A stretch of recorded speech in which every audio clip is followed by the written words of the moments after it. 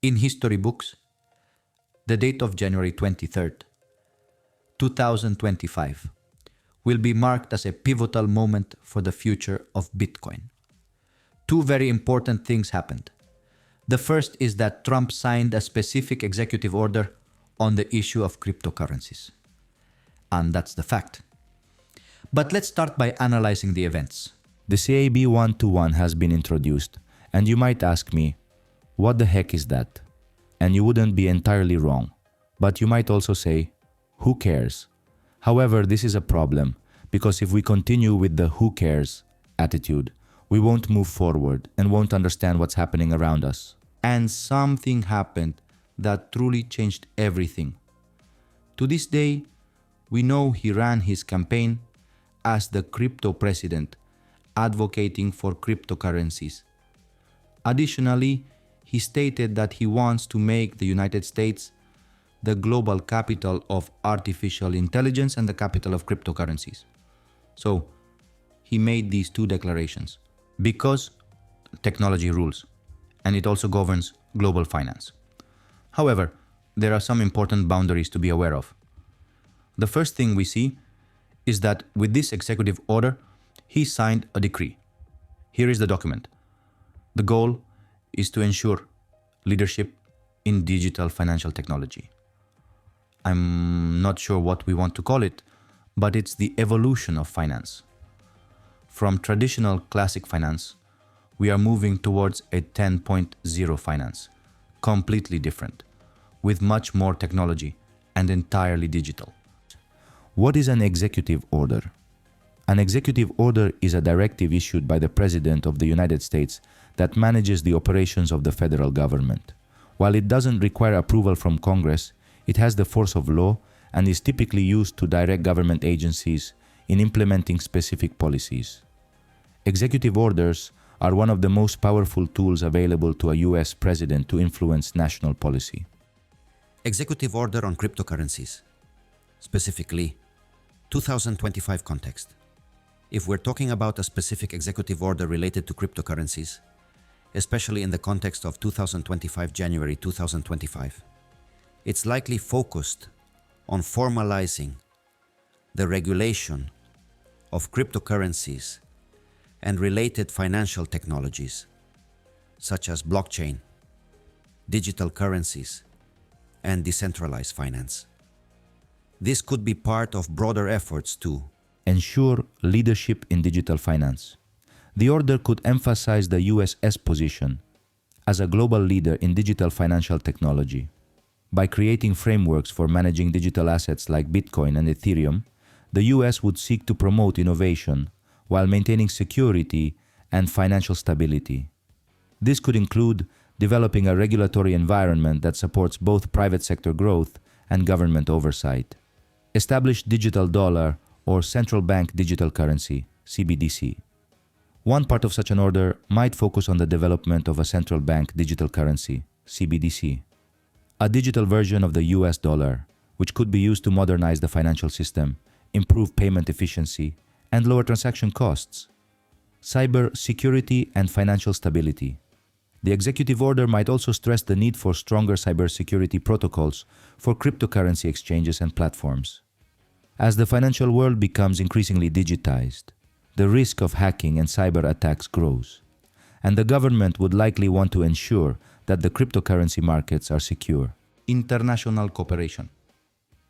It may also stress international cooperation on crypto regulations to prevent illicit activities like money laundering, fraud, and tax evasion, which are concerns tied to the anonymous nature of many digital currencies. Investment in blockchain and AI.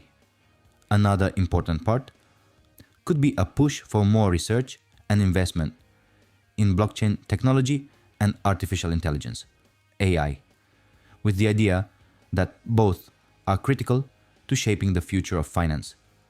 This would aim at making the US the global capital for these technologies. Environmental impact. There could also be a focus on sustainability, addressing the environmental concerns raised by the energy consumption of cryptocurrency mining, e.g., Bitcoin mining, and encouraging the industry to shift towards greener practices. And inside, there's the Secretary of the Treasury and the Chairman of the SEC, Securities and Exchange Commission, along with the heads of other departments. So it's a team that doesn't include random people. It's not a marginal subcommittee. No. It's a group that includes those who can make decisions on these issues or have the power to influence those decisions. The executive order prohibits agencies from taking any action aimed at establishing, introducing, or promoting central bank digital currencies, CBDCs, such as a digital dollar. So, no digital currencies issued directly by central banks, which would have total control over the dollar. Everything you spend and do, the central bank knows about it and can immediately block any payment. Therefore, this vision of CBDCs is discarded. But what are Bitcoin? For anyone wondering, let me explain it now. Bitcoin is a cryptocurrency or digital currency that was created in 2008 by an individual or group of individuals under the pseudonym Satoshi Nakamoto. Its main innovation is that it is decentralized and not controlled by any central bank or financial institution. Bitcoin is built on a system called blockchain. 1. The technology behind Bitcoin. The blockchain Bitcoin is built on a technology called the blockchain, which is essentially a public, digital, and distributed ledger that records all transactions. The blockchain is a chain of blocks, each containing the details of transactions. Whenever someone sends or receives Bitcoin, the transaction is recorded in a block.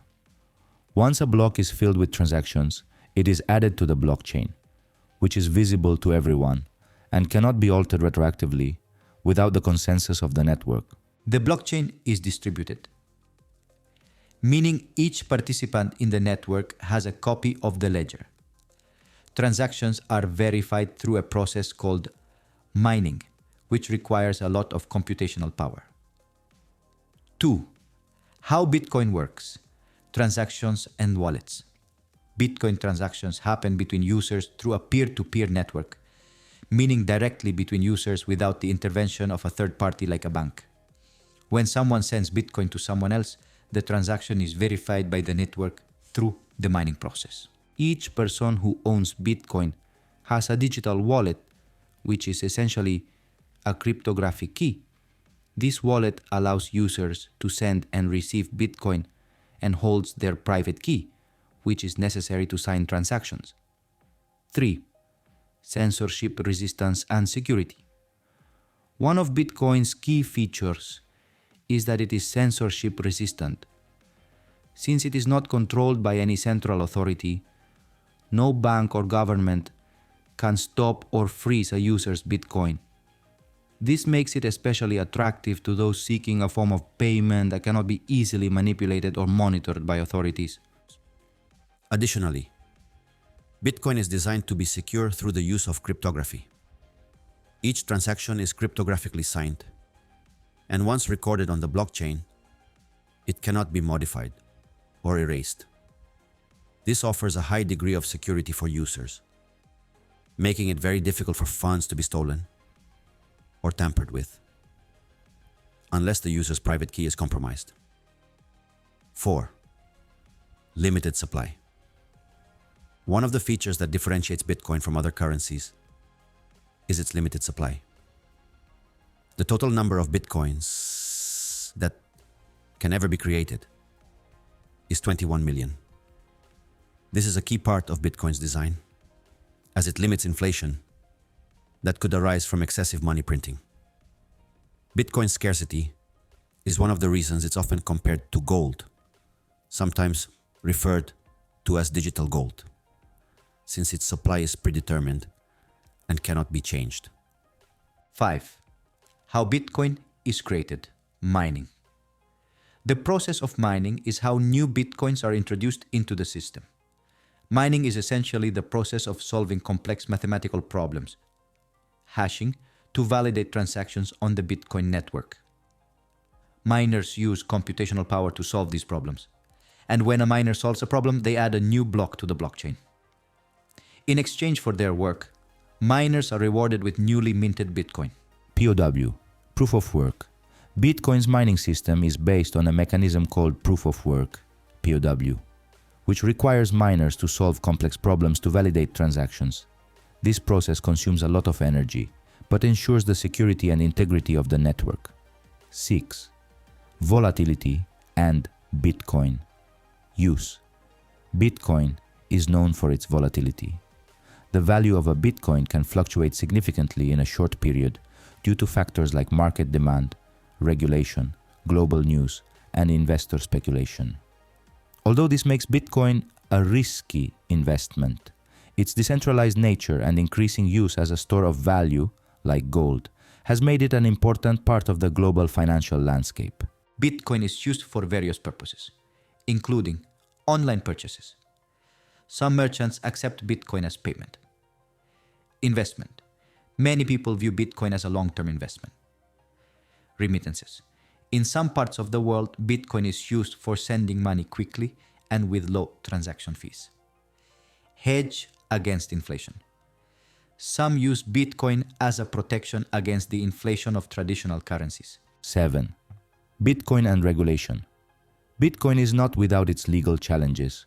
In many countries, its legality is still in question. Some countries have banned Bitcoin, while others have regulated it as a commodity or currency. In the United States, for example, the SEC, Security and the Exchange Commission, has started treating Bitcoin as a commodity, while the CFTC, Commodity Futures Trading Commission, has taken a similar stance. However, since Bitcoin is not controlled by any central authority, it remains outside the direct control of any government. Many ETFs have been launched, including the one from ARK Invest by Cathie Wood. So, we have a sort of connector linking Wall Street to the world of Bitcoin. Do you want to buy Bitcoin? You can buy it directly, but be careful. You're buying an explosion tied to Bitcoin. Anyway, that's all for today. I hope you liked this video. See you soon in the next video.